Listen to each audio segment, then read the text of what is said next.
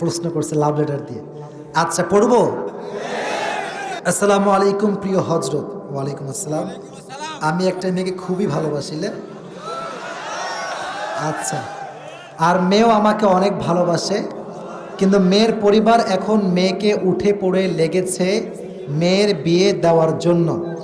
মেয়ের পরিবার প্রতিষ্ঠিত ছেলে ছাড়া বিয়ে দিবে না। আর আমি সেই মেয়ে কি লিখেছে, আমি আর সেই মেয়ে মাত্র অনার্স প্রথম বর্ষে পড়ি। আমি এখনও প্রতিষ্ঠিত হতে 5-6 বছর বাকি। আমার পরিবার এখন আমার বিয়েতে সম্মতি দিবে না, কিন্তু আমি ওই মেয়েকে খুব ভালোবাসি, হারাতে চাই না। এমন অবস্থায় আমি কি করতে পারি? মানে আমি দেখেন, আমি কিন্তু কে দিয়েছে তাও জানি না, তার নামও জানি না।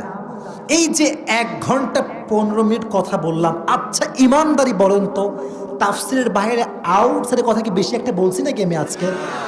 আপনি দেখবেন এটা যদি আমি উত্তর দেই, এটা ভাইরাল হয়ে যাবে। মানে আমি যে তাফসির করি 1.5 ঘন্টা 1 ঘন্টা, এইটা ভাইরাল করতে চায় না কেউ। যখন এই যুবকদেরকে হালকা একটু বাস দিই, এটাই ভাইরাল হয়ে যায়। ছি ছি, আল্লাহ হেদায়াত দান করুন। আমিন। আমি উত্তর দেওয়ার ট্রাই করছি ইনশাআল্লাহ। মাশাআল্লাহ। কেউ উঠবেন না, কেউ ডান বাম করবেন না। যে যুবকের এই কষ্ট, আমি তার আব্বা আম্মার হেদায়াতের জন্য দোয়া করি। সকলেই পড়না আমিন।